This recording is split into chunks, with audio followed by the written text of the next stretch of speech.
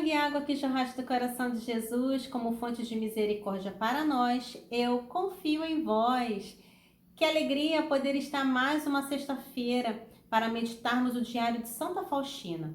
Se você tem o seu diário, já pegue aí para que a gente possa dar continuidade à nossa leitura. E vamos iniciar mais essa sexta-feira. Pelo sinal da Santa Cruz, livrai-nos Deus nosso Senhor dos nossos inimigos. Em nome do Pai, do Filho e do Espírito Santo. Amém.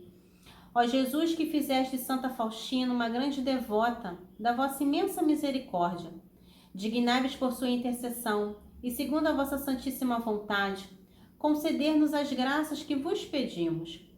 Sendo pecadores, não somos dignos da vossa misericórdia. Por esse motivo, pedimos que, pelo espírito de dedicação e de sacrifício de Santa Faustina, e por sua intercessão, atendais aos pedidos que com confiança vos apresentamos. Amém. Santa Faustina, rogai por nós. E eu convido a você a abrir no número 552. 552 vai nos dizer assim: além dos votos, vejo uma regra como a mais importante. E embora todas sejam importantes, coloco esta em primeiro lugar: é o silêncio. Realmente, se essa regra for estritamente observada, fico tranquila quanto às outras. É que existe nas mulheres uma grande tendência para falar. Você gosta de falar? Muito ou pouco? Eu sei que as mulheres ganham essa fama, né, de tagarela, mas nem todas as mulheres são tagarelas, verdade? Porque eu não sou tão tagarela, apesar de me comunicar muito aqui, mas no normal eu não sou muito tagarela, não. Eu tenho facilidade de fazer silêncio. Mas e você? Você tem facilidade para silenciar ou não? Olha aí. Continuando. Ora, o Espírito Santo não fala a alma distraída e tagarela. Ih, agora deu ruim, né? Mas fala por suas suaves inspirações a alma recolhida, a alma silenciosa. Se o silêncio fosse observado estritamente, não haveria murmurações, mágoas, maledicência, mexericos. Não seria prejudicado o amor ao próximo. Numa palavra, muitos erros seriam evitados. Os lábios selados são como ouro fino e testemunham a santidade interior. Então vamos meditar. O silêncio é ouro. É ouro. Por quê? Porque quando a gente silencia, a gente está escolhendo a paz e não a razão. Estamos escolhendo uma trégua, não revidar. Porque nem sempre revidar é bom. Eu sei que às vezes tem pessoas que ensinam assim: não, bateu, levou. Se falar uma coisa que eu não gosto, eu vou revidar da mesma maneira. Tem pessoas que querem usar desse argumento, só que quando a gente fala demais, a gente vai ter isso como consequência. Mexerico, murmuração, maledicências, mágoas. Sabe quando a gente fala aquilo sem pensar e quando vê a gente já disparou? E no mundo existe um conceito assim: ah, agora que eu já falei, já era. Ah, falei, tá falado. Só que muitas das vezes a gente poderia evitar muitos transtornos se a gente simplesmente tivesse ficado calada. E esse argumento que o mundo usa de que eu não levo desaforo para casa, na verdade ele está nos instruindo a pecar. Porque se a palavra de Deus também ensina que a boca fechada é um tesouro, que a gente não pode disparar as palavras sem pensar, que a gente não pode cair na armadilha do inimigo, então o silêncio é bíblico. É bíblico e é uma virtude. É difícil às vezes ter que engolir sapo. É difícil às vezes ter que engolir a seco. É difícil às vezes ter que calar para não dar aquela resposta que a pessoa merece. É difícil. Mas os lábios selados são como ouro fino e testemunham a santidade interior. E muitas das vezes a gente peca no nosso falar. Só no nosso falar a gente peca. E não eu tô falando aqui só de quem tem o costume de xingar. Às vezes a gente amaldiçoa, a gente blasfema, simplesmente por falar. Então, Santa Faustina hoje já está indo ali, ó, nos ajustando, que o silêncio tem que ser o nosso amigo. Continuando, 553. Mas logo desejo falar da outra regra, isto é, da fala. Calar-se quando se deve falar é uma imperfeição. Olha isso, grifa. Se você tem o diário, grifa. Calar-se quando se deve falar é uma imperfeição. A gente também tem que ter cuidado para não nos omitirmos. E aqui muitas das vezes as pessoas confundem. E tem acontecido muito isso. As pessoas às vezes falam assim: ah, mas eu não posso falar de um pecado porque eu sou pecadora. Eu preciso denunciar o pecado. Eu não tenho que falar mal da pessoa, do irmão. Eu não tenho que falar mal da pessoa porque ela escolheu uma determinada vida ou porque ela está totalmente contrária ao evangelho. Eu não posso falar mal da vida dela, mas eu tenho que falar do pecado, eu tenho que falar sobre as atitudes, sobre as consequências. Isso eu tenho que falar. Porque se eu não falo, eu estou me omitindo, e omissão é pecado. E Deus vai nos cobrar pelas vezes em que nós não falamos a verdade. Porque querer ouvir a verdade é também falar a verdade. Então eu não posso me omitir. E continua. E algumas vezes até pecado. Portanto, que todas participem do recreio, e a superiora não dispense as irmãs da recreação, a não ser que ocorra algo de muito importante. Os recreios sejam alegres no Espírito de Deus. Neles temos a possibilidade de nos conhecer mutuamente. Então, que cada uma exponha seu ponto de vista com simplicidade para a edificação das outras, e não com a pretensão de se fazer notada, ou Deus nos livre de provocar um conflito. Isso não estaria de acordo com a perfeição e com o espírito da nossa vocação, que deve distinguir-se pelo amor. Haverá recreio 2 vezes ao dia durante meia hora. A irmã que interrompeu o silêncio tem a obrigação de acusar-se imediatamente à superiora e pedir a penitência. A superiora deve aplicar penitências públicas por essas faltas, porque se for de outra maneira, será ela mesma a ter de responder perante o Senhor. Então, nos conventos, nos seminários, eu acredito, acho que nos conventos é até mais radical em relação a isso, a questão do silêncio, que para tudo tem horário, até para falar. E tem conventos que o silêncio é primordial ali quase nas 24 horas. São poucos os momentos que se falam. Então, são conventos que têm uma regra muito forte, mas em outros vai ter os tempos certos para falar. E isso também a gente tem que aplicar na nossa vida como leigo. Nem tudo eu tenho que falar, nem tudo eu tenho que ficar opinando. Às vezes as pessoas só querem ver o circo pegar fogo, sabia? Eu já até observei isso em algumas pessoas que colocam posts, vídeos na internet porque quer ver o circo pegar fogo. E eu já caí nessa, de ir lá e comentar alguma coisa e se transformar, sabe? Porque as pessoas às vezes não sabem interpretar. E eu fiquei assim, nossa, mas não foi nem com essa intenção. E eu acabei caindo. Então a gente precisa não ter opinião para tudo, é até melhor. Bem, aqui nos outros parágrafos vai falar sobre essa vida no convento, né, da clausura, o uso da sala de visita, acerca das cartas. Então é muito voltado para quem é de convento, como funciona. É claro que aqui ela está falando da realidade dela. Muitos conventos também vivem essa realidade, às vezes com uma diferença ou outra, ou é mais rigorosa ou é menos, mas em resumo é isso. Então agora nós vamos ler o número 559. Em determinado momento, quando entrei na capela, vi os muros de um edifício em ruínas.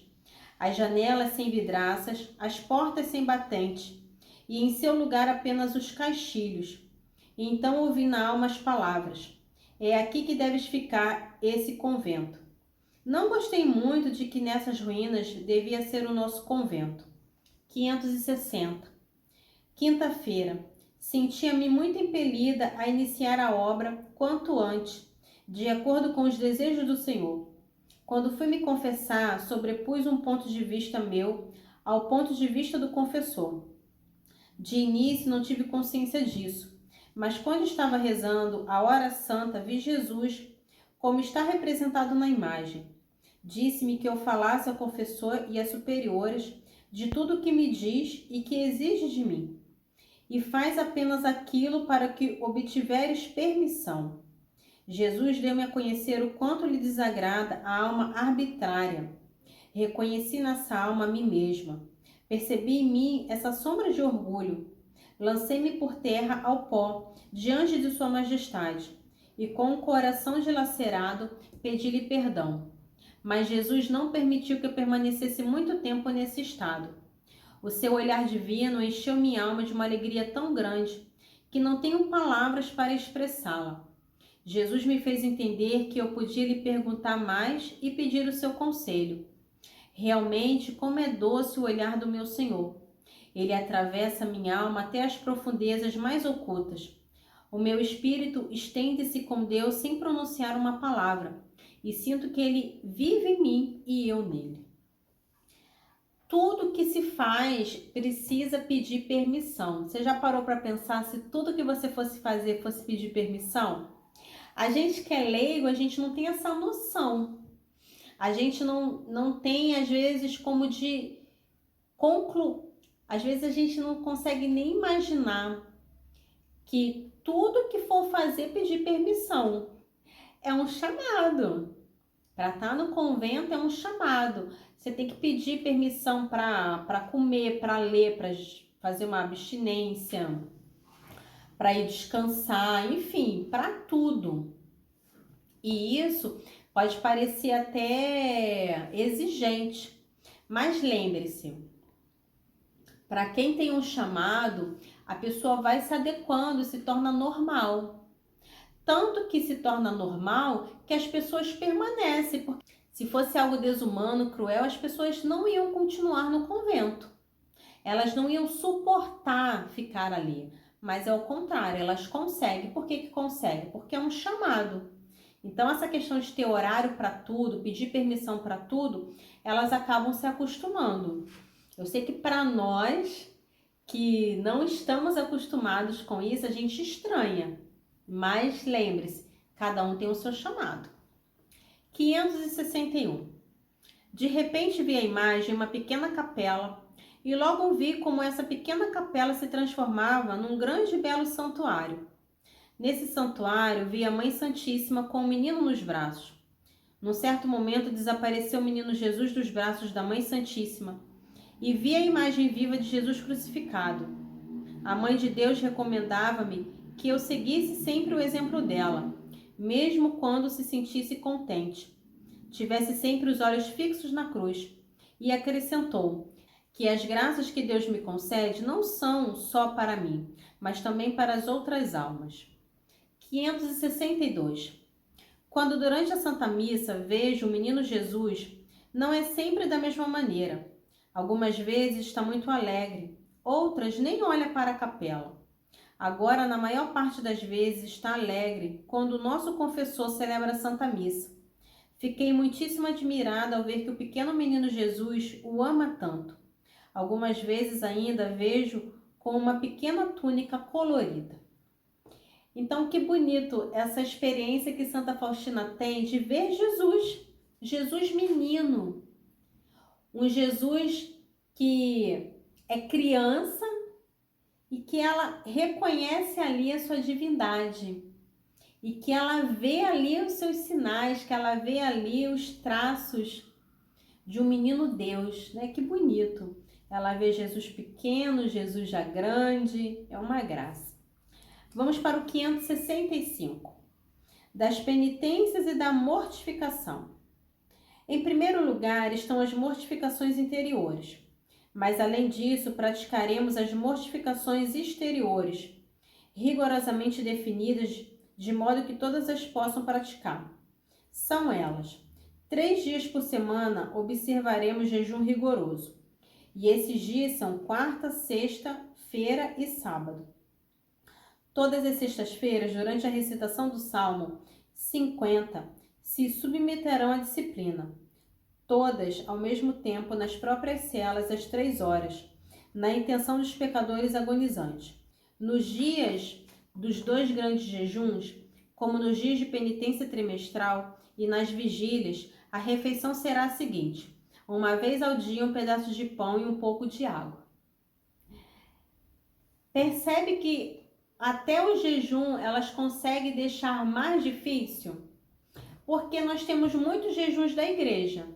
Nós temos aquele que a gente se abstém desses petiscos, né? Dessas guloseimas entre uma refeição e outra. E daí a gente só toma café, almoça e janta.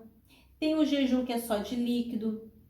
Tem um jejum no qual você só toma café e daí você vai tirar uma refeição e você escolhe, né, o almoço ou a janta, e daí você fica com 2 refeições, ou o jejum total, no qual você só bebe água, e o jejum a pão e água, onde se você tiver fome você come pão, quando você tiver sede você bebe água e só. Só que aqui Faustina ainda deixa mais difícil.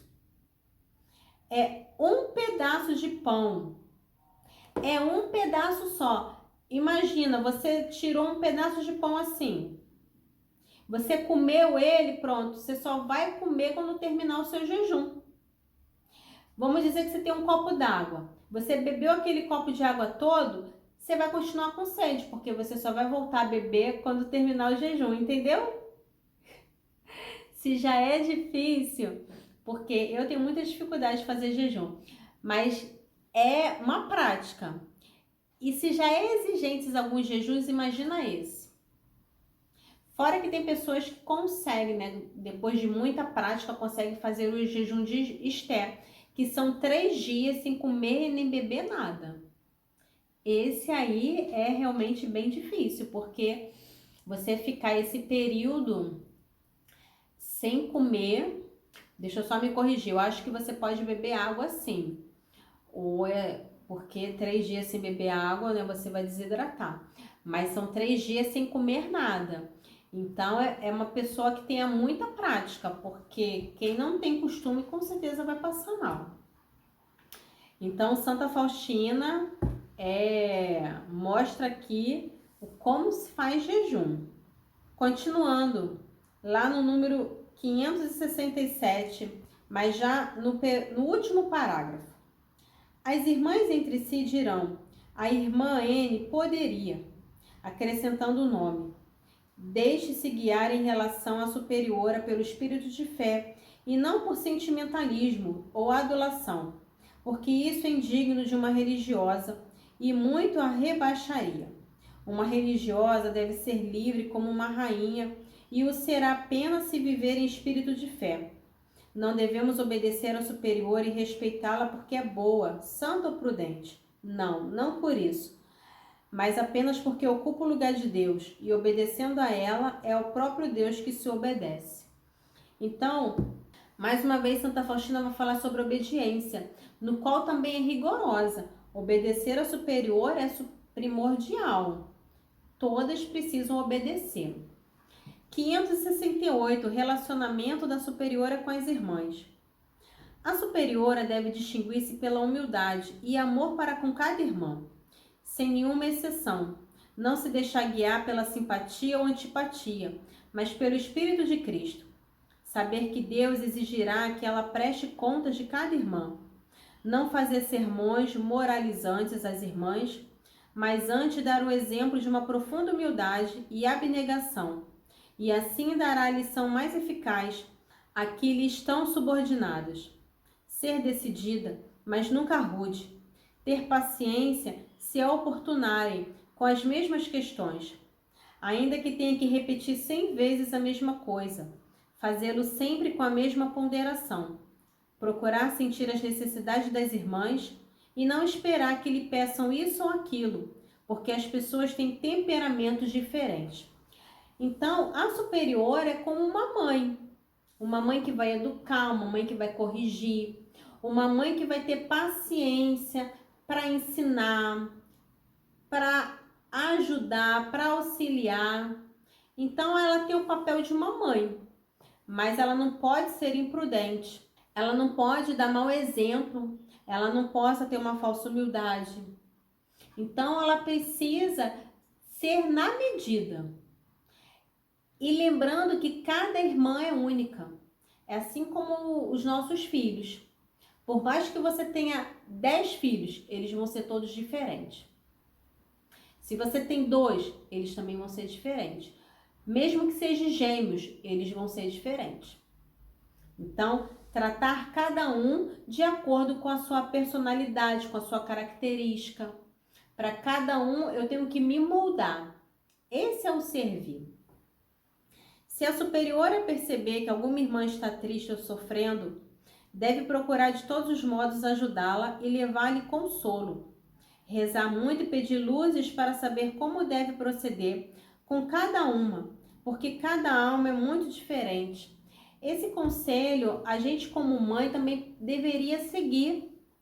Pedir luz ao Espírito Santo para nos ajudar a educar os nossos filhos. Eu vou fazer uma observação aqui, não para desconsiderar terapia, tratamento, mas às vezes os filhos, eles fazem coisas para chamar a nossa atenção porque nós não estamos dando atenção a eles. E às vezes com isso eles vão ter déficit no estudo, na leitura, no aprendizado, na comunicação, na verbalização. E muitas das vezes a gente acha que esse problema só vai ser resolvido com o psicólogo, com o psiquiatra, enfim, com qualquer modalidade médica nessa área. E às vezes o que precisa é de atenção, é de estar ali, ó, a mãe participando da vida do filho. Então nem tudo é psicológico, nem tudo é tratamento com um terapeuta ou com remédios. Muitas das vezes isso acontece, tem crianças que fazem tratamentos que na verdade não estão resolvendo. Por quê? Porque o profissional é incompetente? Não. É porque o profissional ele está olhando de uma maneira clínica. E muitas das vezes é espiritual. E muitas das vezes é maternal. É paternal. Às vezes o filho teve um problema com o pai e se bloqueou. E os pais ali ficam ali levando para tratamento, achando que é isso e às vezes não é. Então é preciso discernir, pedir mesmo que o Espírito Santo ilumine. Então peça ajuda ao Espírito Santo. Eu sei que não são todos os casos que são nessa condição, mas tenha cuidado, até mesmo quando você levar, se for o caso de levar para um tratamento. Continuando. Deus tem diversas maneiras de conviver com as almas, que são para nós algumas vezes obscuras e incompreensíveis. Por isso a superiora deve ser prudente para não prejudicar a ação de Deus em alguma alma. Nunca advertir as irmãs quando estiver irritada, mas as advertências devem vir sempre acompanhadas do encorajamento. É preciso dar a entender à alma que reconheça seu erro, mas sem esmagá-la. Outro conselho também para nós mães: não querer advertir um filho quando estiver nervosa ou quando o filho estiver nervoso, porque não vai ter resultado. Pelo contrário, só vai piorar a situação. Então, é um outro conselho também que serve para nós mães. Vamos agora para o número 570. Uma vez na estufa apareceu-me Jesus vestido de branco. Escreve o que vou dizer. O meu prazer é unir-me contigo. Espero e aguardo com grande ansiedade o momento em que possa habitar sacramentalmente no teu convento. O meu espírito descansará nesse convento e abençoarei especialmente a região onde ele se encontrar. Por amor a vós, afastarei todos os castigos que a justiça de meu Pai aplica com direito. Minha filha, inclinei o meu coração aos teus pedidos. A sua tarefa é obrigação, e pedir aqui na terra a misericórdia para o mundo inteiro. Nenhuma alma terá justificação, enquanto não se dirigir com confiança à minha misericórdia. E é por isso que o primeiro domingo depois da Páscoa deve ser a festa da misericórdia. Nesse dia, os sacerdotes devem falar às almas desta minha grande e insondável misericórdia. Faço-te dispensadora da minha misericórdia. Diz ao teu confessor que aquela imagem deve ser exposta na igreja e não dentro da clausura desse convento. Por meio dessa imagem, concederei muitas graças às almas, que toda alma tenha por isso acesso a ela. Mais uma vez, Nosso Senhor aqui afirmando a importância da festa da misericórdia e como as paróquias poderiam aderir, né? É uma tristeza, muitas ainda, muitas mesmo não fazem. Eu vejo pela minha diocese, né? Dá para contar no dedo a paróquia que faz a festa da misericórdia. 571. Ó meu Jesus, verdade eterna, nada temo, nenhuma dificuldade, nenhum sofrimento. Receio somente uma coisa, isto é, vos ofender. Meu Jesus, eu preferia não existir, a vos entristecer. Jesus, vós sabeis que meu amor não conhece ninguém, somente a vós. Em vós mergulhou a minha alma. Essa abertura que Santa Faustina tem, essa sinceridade que ela fala com Jesus me toca. Porque quando ela fala nenhuma dificuldade, nenhum sofrimento, receio somente uma coisa, isto é, de vos ofender. Essa deveria ser a nossa preocupação, de não ofender nosso Senhor. E às vezes a gente nem se dá conta o quanto a gente magoa o coração de Jesus quando a gente age por impulso, por ignorância, quando a gente cede ao nosso pecado, quando a gente cede à nossa carne, a gente ofende nosso Senhor. E como a gente deveria prestar mais atenção. Às vezes a gente presta atenção em não ofender os outros. É claro, a gente também tem que prestar atenção. Mas às vezes a gente se preocupa tanto em não ofender, sempre agradar, sempre estar ali junto. Mas quando é com Jesus, às vezes a gente nem se preocupa tanto. A gente é relapso. Então é uma advertência que Santa Faustina faz nesse trecho. Se você pudesse, até sublime. Receio somente uma coisa, isto é, vos ofender. E ela até continua, né? Meu Jesus, eu preferia não existir a vos entristecer. 572. Ó, como deve ser grande o zelo de toda alma que vive nesse convento. Se Deus deseja habitar convosco, que cada uma lembre-se de que, se nós, almas religiosas, não conseguimos o perdão de Deus, quem o conseguirá? Cada uma deve arder como um sacrifício puro de amor diante da majestade de Deus.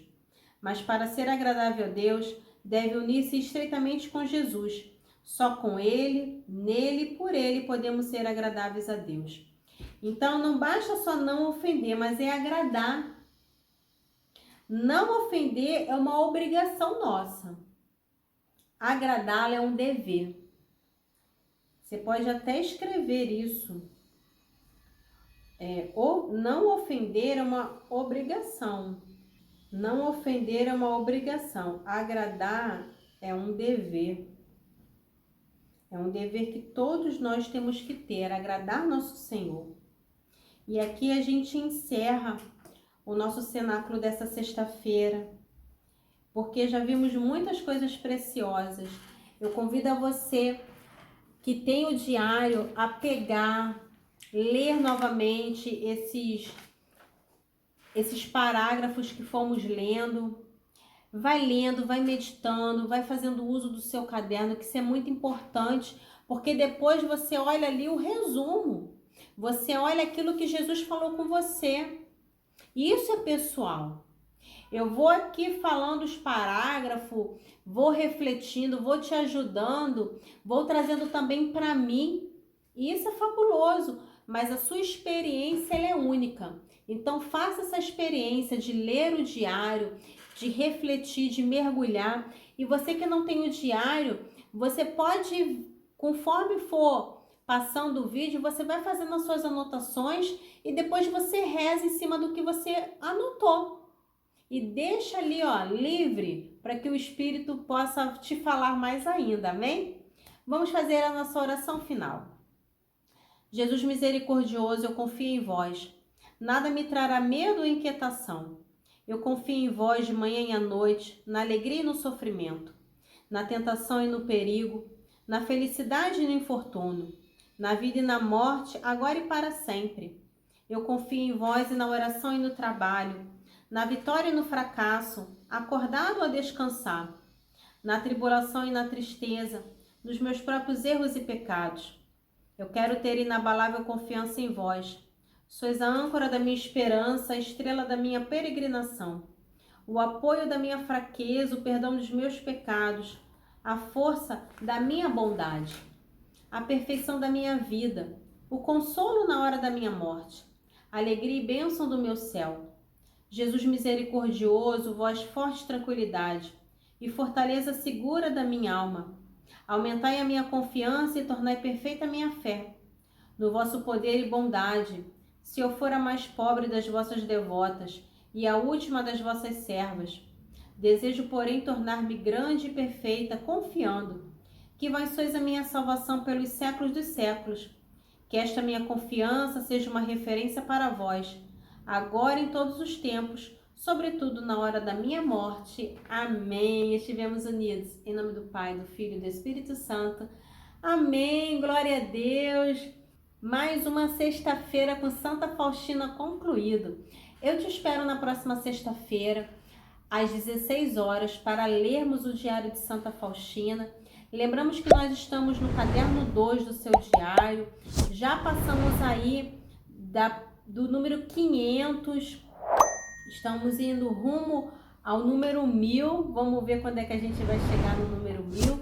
E vamos prosseguir decididamente com Santa Faustina, amém? E é claro, eu te espero nos próximos vídeos. Fica com Jesus, que Nosso Senhor te abençoe, que Santa Faustina também rogue para que a gente também tenha essa experiência de com Jesus como ela teve. Que os raios da Divina Misericórdia recaiam sobre as nossas vidas, para que a gente busque não ofender Nosso Senhor e busque agradá-lo. Amém? Santa Faustina, rogai por nós. Jesus, eu confio em vós. Fica na paz.